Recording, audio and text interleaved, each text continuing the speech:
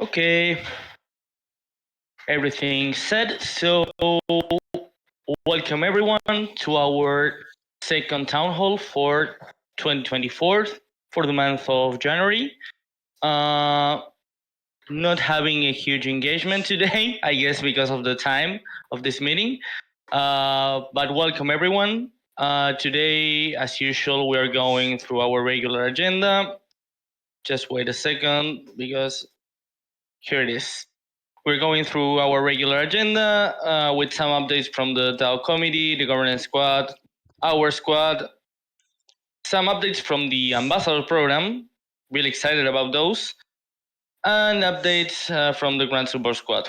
After all those updates, we'll have, as usual, our open forum section. So if you have any comments, any questions, any thoughts that you want to share with the rest of the community, that's the moment you should raise your hand and I invite you as speakers. So with all that said, I believe we can start. So I pass it to Risk for DAO committee updates. Good morning, everyone. So we have, for this month of January, we have just a couple of updates so far. Regarding point of interest, we removed 21 point of interest so far. And while we had 2 governance proposals got passed last month, and for grants, we have 4 grants that got passed worth of $180,000, and it will be vested in the coming week, which they are building a web esport hub in Decentraland, Team DCL 20 hours a week, and DCL metrics, and Exodus goodbye word. And so far, we didn't sell any mana for this quarter since we have already in our treasury $350,000 in stable coin to fund the previous grant. And we got little income of 6,000 from minting names and 15,000 from wearable fee minting. And on the other hand, good to mention that I dropped the government's proposal yesterday regarding DAO treasury diversification to increase our holding of Ethereum. And I invite everyone to visit the DAO page and review it, as if it passes, we will start accumulating Ethereum in the coming couple of years. And that's it for today. Thank you. And back to you, Faz.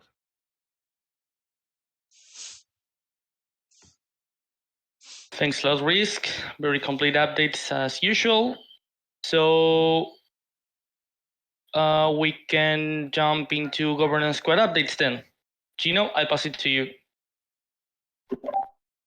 Thanks, Fez. Okay, hope everyone's seeing my screen. A couple of releases recently. First of all, we released the Activity Ticker, it's a new widget on the homepage showcasing key actions that members perform in the DAO.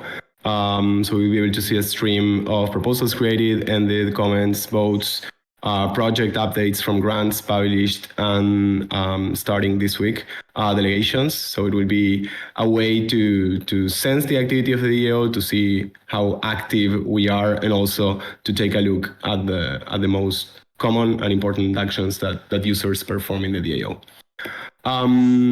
Second, we released a financial reports feature. This is a feature that was kickstarted by a binding governance proposal voted by the community and authored by Cheddar Queso. It's basically a feature that allows grantees to disclose how they're using the DAO funds on their grants every time they post a project update. This is something that we've been improving over the last weeks because we found some bugs, but it's working okay, and it's available for every grantee to use when they post project updates. We got some feedback recently, and this is something that we know, but there are some grantees that do not do crypto payments. They basically move the money away from the vesting contract to a centralized exchange, and then they pay with fiat. So we will probably make some improvements or changes to this feature to allow this. because currently it asks for a wallet address and it also asks for a transaction ID and the whole thing. But it is true that there are some grantees that do not do like native flows, like native crypto flows for paying and funding developments of their grants. And we also released two small things. It's something that it's going to be actually deployed today. It's on testing stage. After some conversations with community members, I see Lastrom is here. I had a conversation with him. And we also answered a lot of questions regarding the DAO vesting contract, how the DAO was funded, and how much money did we have on the treasury versus the vesting contract. Okay, we added like a direct link to the vesting contract, where anyone can see the amount of money that it's available and releasable, and the amount of money that it's unvested. And we also did the same with grants program expenditure for the quarter on the transparency page. Yesterday, I had a conversation with Nikki Fuego, and she was telling me that it would also be nice to have like a consolidated amount of money in fiat for all the tokens that are not stables, like Mana, Ethereum, Matic, and anything that it's not a one-on-one with the dollar. So we'll probably add that as well on this. And finally, we supported and made some bug fixes on our side on the foundation's rollout of the new Navbar and authentication experience for all DCL-related domains. This is completely, it's a feature. It's a feature that foundations built. We didn't do anything besides doing the support for the deploy and also bug fixing some things on our side on the governance tab. That's it from my side. A couple of things. We have the proposal up for the renewal of the team. So if you want to ask questions, give feedback, vote, or wherever, you can do it there. And as always, you can find all the work that we do on our GitHub repo on the GitHub board. And also you can give us feedback on Gani. That's it. Thank you, Fes. Thanks a lot, Gino. Yeah, good to know that everything is already integrated with the new Navbar. Everything seems more like connected because before this it was like the platform and the governance, and so thanks for giving support to the foundation for that. And I believe we can jump into our updates, facilitation squad updates. So I'm going to try to be like as short as I can. And the first one is that I wanted to remind you all that the fourth round for RFI has been like released a couple of weeks ago. We still have 3 weeks left for submitting questionnaires to the foundation. I'm going to share the link here. The other thing, quick update on the community polls. As many of you know, we conducted another survey, the second round of the community polls for like gathering community sentiment and feedback on the performance of the governance platform, on decision making, on like the whole structure of the DAO and the performance of the core units. So we're putting together the reports, like trying to clean some stuff that didn't work well because we had, I won't say a civil attack, but we have like an attack from bots, voting. Well, we had an attack from bots, so we're trying to clean that results, and we're going to publish them next week. Thanks God we had like a quotation marks proof of humanity thing, so it's not going to be that complicated, but just wanted you to be aware of that. The other thing is that we are still working with the tender proposal for defining a scope for the SDK support team. In parallel, we are defining the scope of work for the potential technical liaison between the foundation and the DAO. That's going to be potentially hired by the DAO. So for refining that scope of work, both for the technical liaison, but more for the SDK support team, we created with Gino a survey to try to identify the concrete needs of the community, to identify the universe of creators and studios that actually need support for migrating their scenes from SDK 6 to SDK 7, or if they need help with and support with bug resolution or for documenting, whatever. We want to identify those problems. We want to identify the concrete needs. So that's why we're conducting this survey that I'm going to share in the chat. So please, if you're a creator, if you're a studio, if you're having issues for migrating your scene from SDK 6 to SDK 7, this is our opportunity to identify those needs, to refine and define the scope of work of this SDK support team. Next thing, very important. We have next Wednesday the all hands meeting that happens every 8 weeks with the foundation. So we already created the event both in the Discord and the DAO calendar. So if you're not aware of this, and if you want to submit some questions, please share your concerns, share your questions in the Slido. But again, this is going to happen next week, 10 a.m. EST. So hope to see you all there. Last one was productive. Well, a lot of discussions came out from that meeting, and now we are working on that follow-ups. So it's very important for all the community to be there, because we're having updates both from the at the general high level on what's happening in the foundation, and at the same time we're having product updates. So again, very important for all you to be there. The last thing that I have to say, that I have to mention, is that we're also working closely with the author of the proposal for open sourcing every single project founded by this DAO. So yeah, we're basically working on a draft proposal, defining again the scope of that proposal, the implementation, and everything. And we are also figuring out a way to work with an open DAO repository on GitHub, and the way everyone should be accountable for, every grantee receiving funds from the DAO for creating projects, accountable for sharing and publishing their code in this GitHub repo.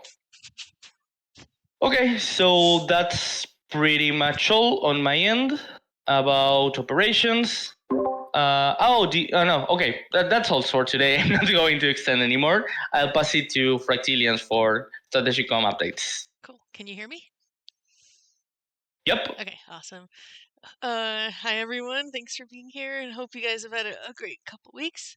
So over the past few weeks, hosted a couple Brick by Brick Builders Club, one with Isa about Emotes 2.0, and the other one with Polygonal Minds, all about their 100 Avatars project. Super cool one as well. If you have not seen the Isa session's already up, the Polygonal Mind will be up later today, and our next one should be in probably 3 weeks or so.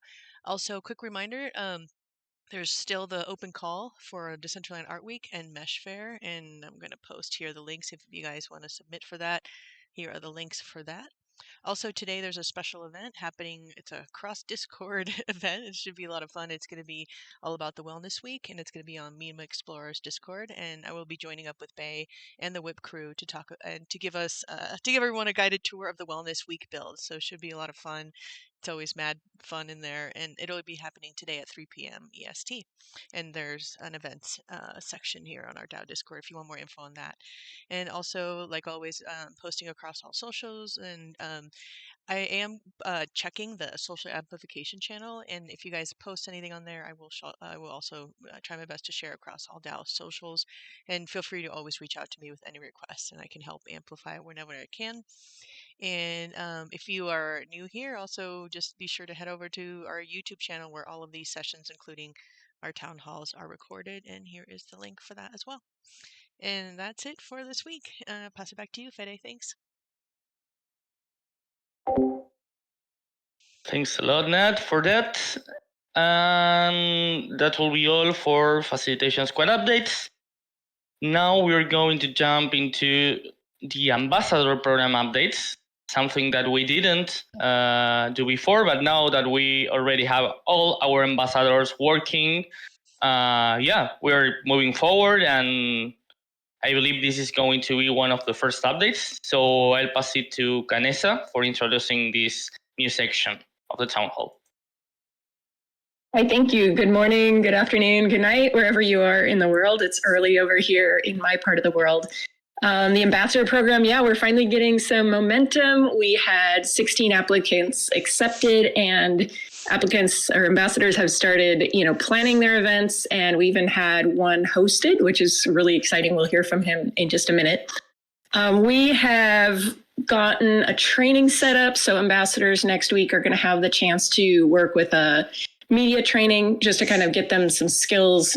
Some of them are coming with diverse backgrounds, but speaking in front of people is definitely a requirement for this position. And so we're going to have that training available for people to come to.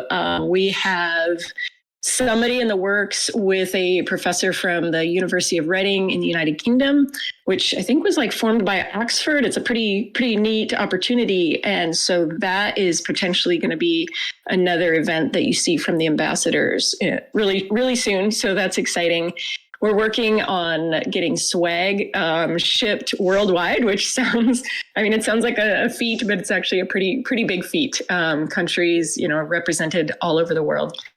And getting swag sent to them has been an interesting challenge, to say the least. So we're learning how to work on the global scale, since there's so many diverse people.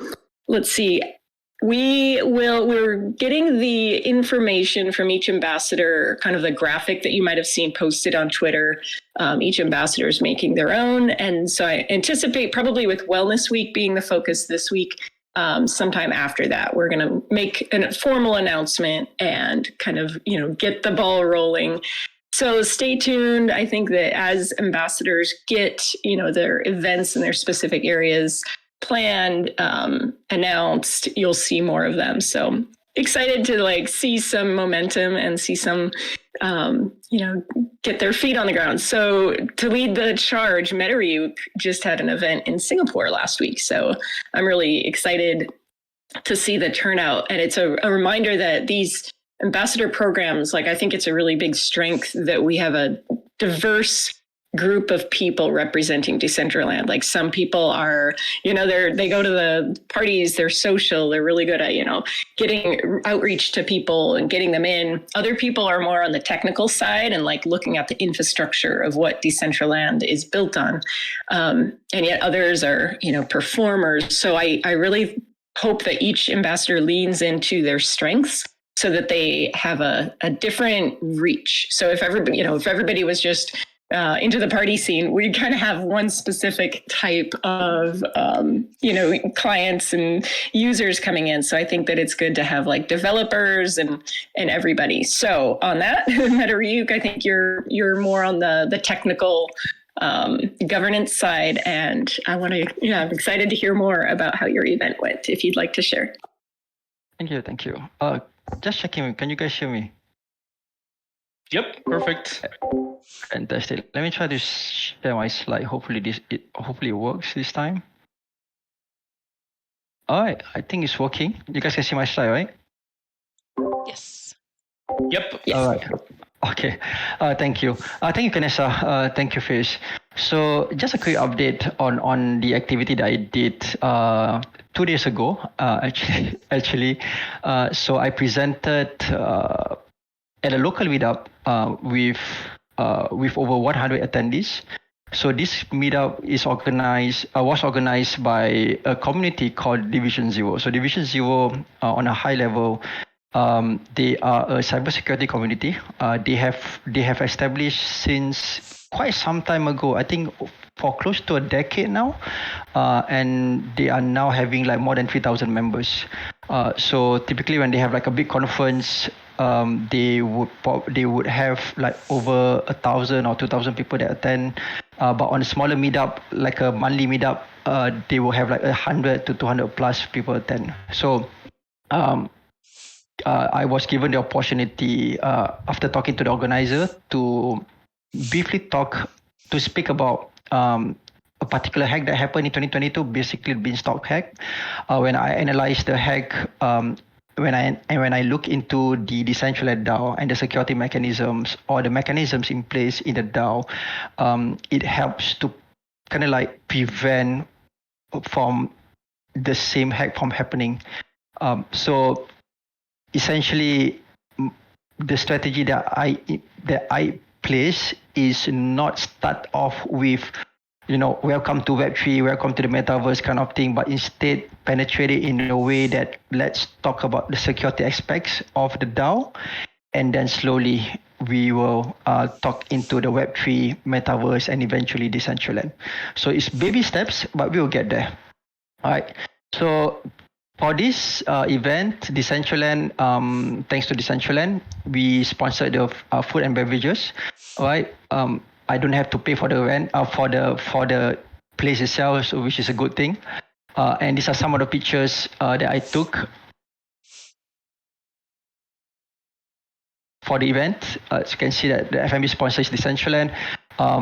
We bought some pizzas for the group. This was the early part of the day, but as the day goes by, that's a lot of people just came and attended. So you can see the crowd here. So you can see some of the slides that I did and showcase and demonstrate the uniqueness of the Decentraland DAO compared to other DAOs. Right. So yeah. So moving forward, what I intend to do is to try to conduct workshop, working with some of the organizers in local meetups in Singapore, and try to have like a hands-on. So the presentation that I did 2 days ago is more like a high-level brief of what Decentraland is in a way, and then the follow-up will be, let's conduct a workshop if you want to know more, because after the event, people were asking me, what's Decentraland? What is a DAO? What's a metaverse? So that's how I kind of like get them to be interested. So moving forward, I intend to start having this hands-on workshop to introduce them to the concept of Web3, metaverse, and eventually Decentraland.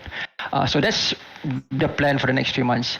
For the next 6 to 10 months, my plan, if I'm able to or have the capacity, is to speak to a larger crypto conference with over 5,000 or 10,000 attendees. So Singapore, they do have multiple crypto conferences, and the attendance is between like 3,000 to a staggering 10,000.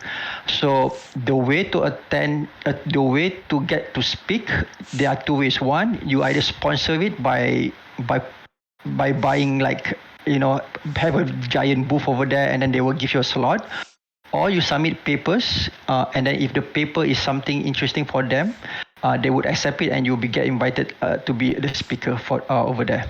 All right.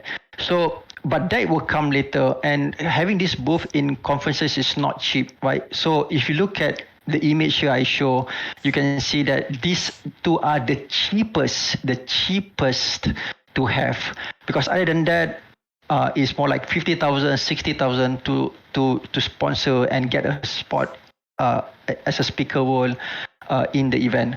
So, but again, this is something that hopefully moving forward, if I manage to get a community going, maybe if this were to be something of interest to Decentraland, I can talk to the foundation and the DAO together and see if this is something that we can actually move forward to. But other than that, good experience. So I think this ambassador program is going to be very interesting, and I really look forward to see what's going to happen between 3 to 6 months down the road. So thank you. Thanks a lot, Ryuk, for this update. Really excited about this whole ambassador program, like kickstarting, having our first events, onboarding people not only to like Decentraland but also to the Web3 environment. So I believe these baby steps that you mentioned are the key thing here, right? You cannot like jump talking about the metaverse without giving context. So I believe it's a good approach. So thanks, Canessa and Ryuk, for sharing those updates. I believe with that, we can go through the Grant Support Squad updates. So I'll pass it to Fifi. Hi everyone, here is Fifi from the Grant Support Squad. Today I have just a few things to share with you, and then we are going to see some grantees updates. So I was already talk about in our last town hall about the financial report. As Gino said, this is something new and everybody was trying to do, making a great example how to do it. It's a little bit difficult, but we encourage everyone to keep exploring way. And on February, we're going to retrospect this and to gather all the information from everyone. So as today, we are working in 41 projects, 5 projects. It's on onboarding phase. The first project that comes from a tender, I will talk about that later. We also have like 23 active grants and 4 projects between a pause period. We are working with them to end this pause period. And also we have a proposal about that I will tell you later. And 9 projects are ending their grant journey. A lot of them are ending this month, a couple of them in the next month. All the contracts for the legacy grant have finally ended, so we don't have any grantees that correspond to the previous way to manage grantees from 2022. So everyone that is on the project and the grant program right now, it's working in the new framework that we have. So DAO proposal. Last time I talked about this vesting contract thing. So for how long a vesting contract could be paused, you know that every grantee can ask for a pause if they have some delay on their project and they cannot meet the roadmap they had proposed. So we were asking the community about this. We proposed to have a 3-month period for a grantee to ask for a pause, and after that, if they request something, for example, an extension, all that, we will send this case to the revocation committee to continue this process and decide if they need or not more an extension of that vesting contract. So that was a governance proposal and has finished 30 minutes ago. So now it's a request for everyone. You already know 3 months is the top what you can ask for a pause. Okay, what else? Redefine the grant categories and percentage of a budget, state B. So the community has spoken and we have passed the draft. So now it's elevated to as a governance proposal, so you can go there and vote. Thank you, Gino and Generosita, for work on that. Here in the chat, you will find the link. Just enter there and join to the discussion. We would love to hear you about this subject. It is an amazing job that we are working on the team and with the DAO community. So it will be great if you can join to the discussion. So that's it from our side in updates from the team. As we said, we are working on the onboarding from some grantees, and we have the first bidding and tendering process. So a warm welcome to DAPcraft, the team that will be building the DAO headquarters. So this is something that we are going to check with them every month as a grantee. And it's the first time we have a vendor and tendering process. Thank you, the facilitation squad, for working on this as well. So there is their proposal for if you want to know more about that process, but they are going to be building the DAO headquarters. That looks amazing. I cannot wait to see it. Okay, other than that, I will show you some video from DCL University, but I want to tell you that DCL University is complete. So if you want to use it, it's for free, and you just need to contact them on their Discord, and they will guide you to onboard you, to explain how do you need to know to use this space on DCL University. So let's go to their video. Let me share my screen. I will mute myself and let me know in the chat if you can hear it.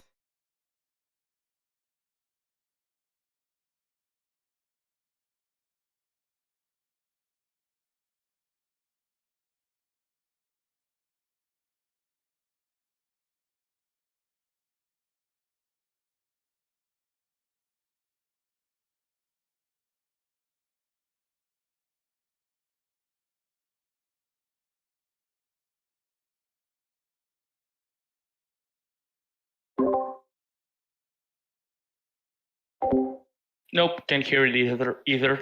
I can see like the screen sharing, but not the audio. No, I think the video lost the audio in some point, but they have the video there. I think the audio is not there. But let's go with Dark Dungeons instead, and then I will check Decentraland University.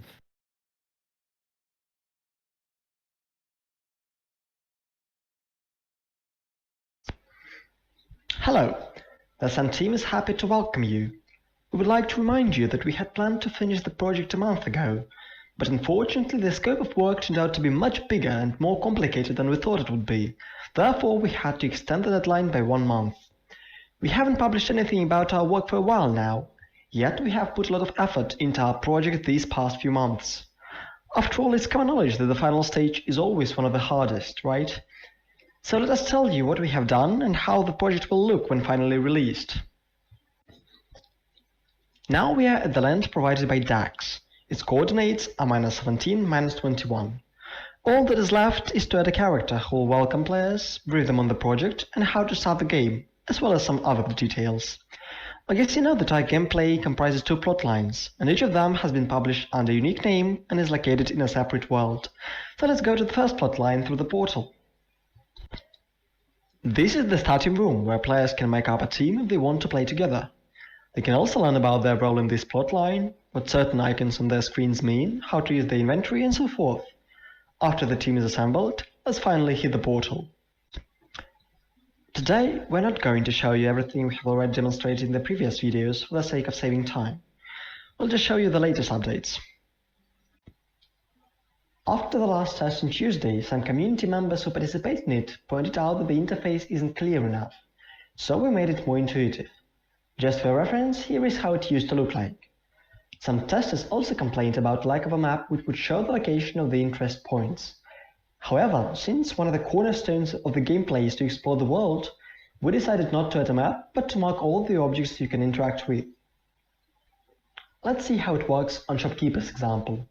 A player enters the shop and decides to talk to the keeper. At the same time, the player notices that there is an object behind the shopkeeper he can interact with.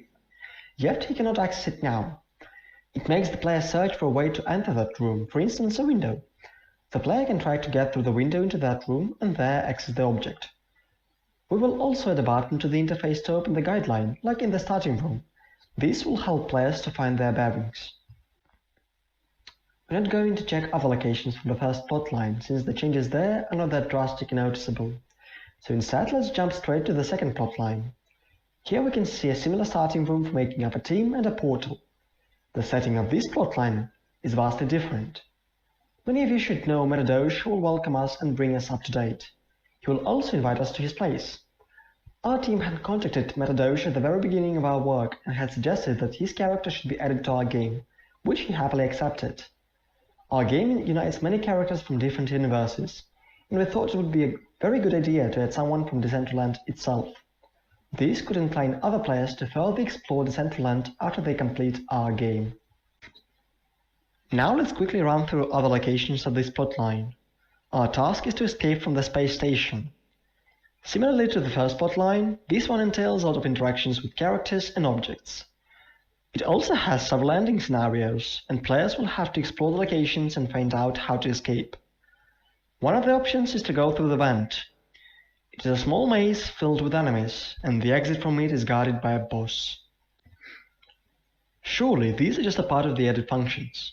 Some things had to be remastered, fixed or made from scratch, while others found their place in the trash bin. Anyway, the project is in a working state now. Of course, a lot of work and bug fixes lie ahead of it, but it already can be tested by real players. Next things on our agenda are marketing and refining some flaws that are still present. Thank you for your time. We'd be glad if you could support the project by leaving your feedback through any convenient way, such as our Discord channel, email, or any other social media. See you soon! Nice. An applause for our friend from Russia. They are willing to finish their project this month. So I hope you can go to their channel and talk to them. So the next video from the Central University, I check it, and there is no sound at the beginning, but then it will start a sound. So I will go directly to them.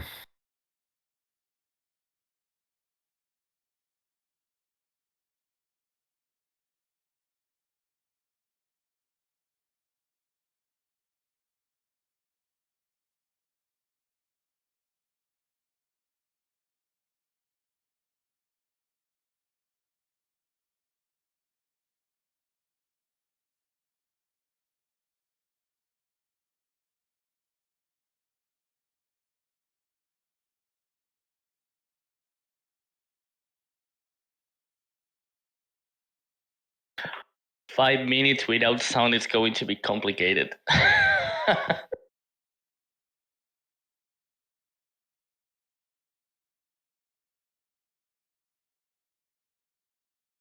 I know, I can comment.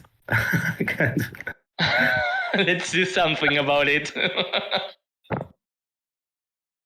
So yeah, maybe, but how? How can we play music? no, just this is something that they posted on their channel, so you can go there and check. But it's just to have an idea of what you can do in the Decentraland University space. So this is something open to everyone now.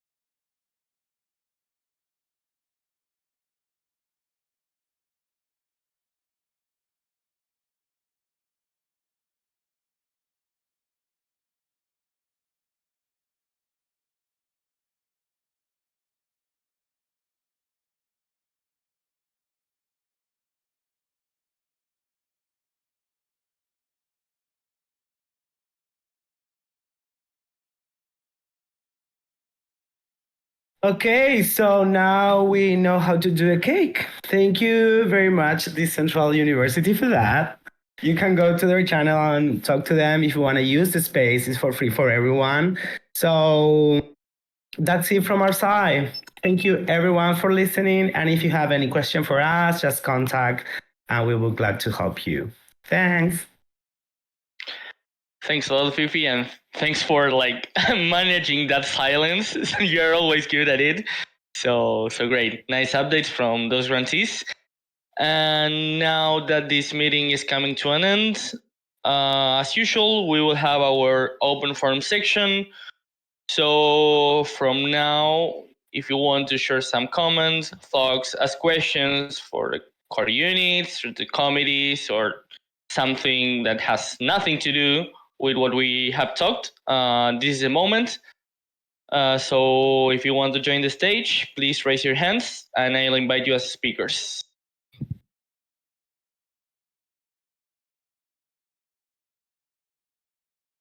I'll wait a couple of seconds.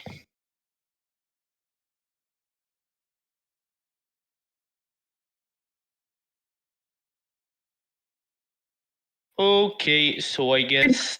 sorry, yeah, go ahead, Vanessa. Yeah, please. Fumbling. I'm really good on Twitter Spaces. I can find the request button, but on Discord, I'm like, oh no, what button do I push?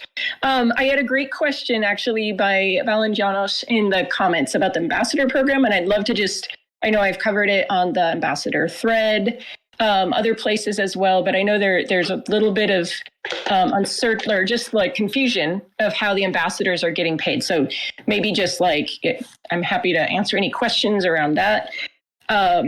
Looking at this program, it's a pilot program. So, we're learning a lot. We might need to change things as we move forward.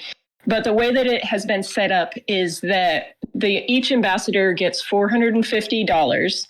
That is for them to keep. That is for their time. They can spend, I like to say, you can spend it on donuts. You can spend it on a movie. That is not intended to be spent on the event. That is their money. We're giving that in advance so that if people need to spend that on their event, they can. I know if I was doing these events, I would need to have some kind of external funding because I don't have the money just to spend planning all of this in advance. So we realized that that might be, a challenge for people to do. So once they plan their event, they're buying everything in advance, paying for the rental, paying for, food. There's a very kind of a concise list of what they're allowed to spend it on. We want to make sure that we're approving things so we don't find out that there's a party limo bus, things like that, or 5,000 donuts. They're keeping their receipts and then they're submitting their receipts and then we're reimbursing them. So that, just to kind of give a little bit of clarity in advance. And I think that it would be nice just to be able to give people a lump sum, just to say, here's $2,000, go nuts. But as a pilot program, we kind of have to have some proof, that this is going to work.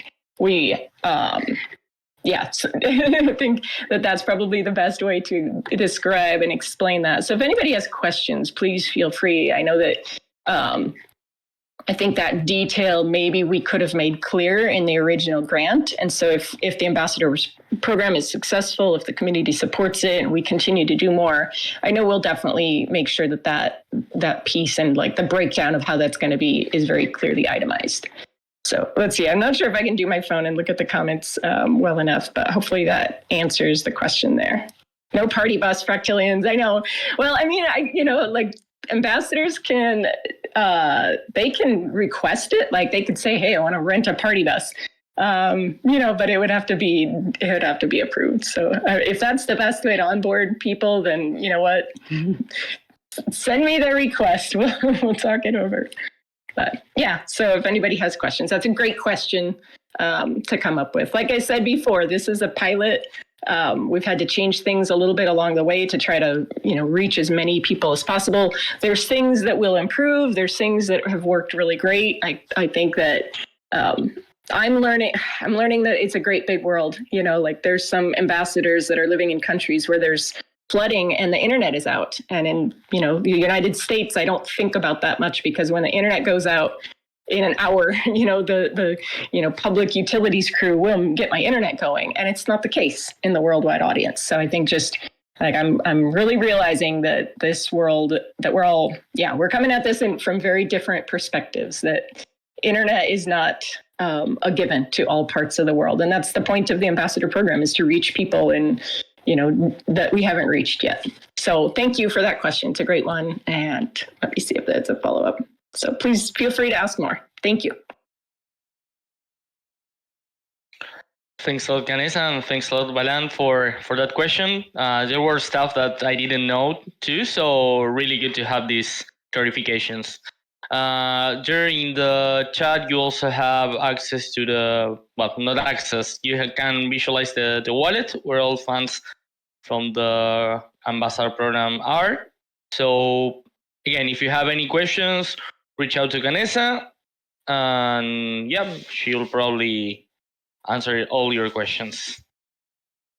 Okay, any other questions, both in the chat or if you want to join the stage?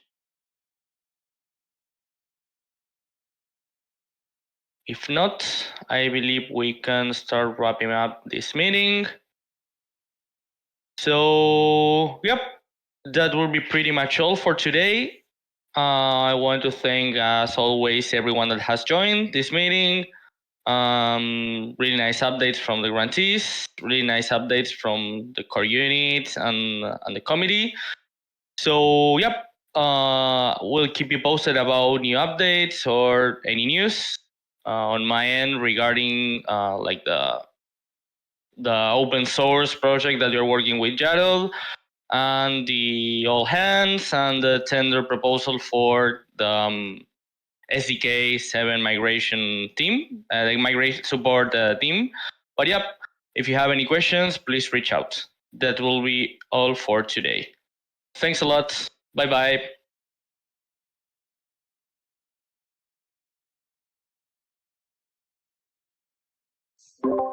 Bye, everyone. Thanks for being here. And hopefully all you guys can join us later today at 3 p.m. EST for the tour of the Wellness Week.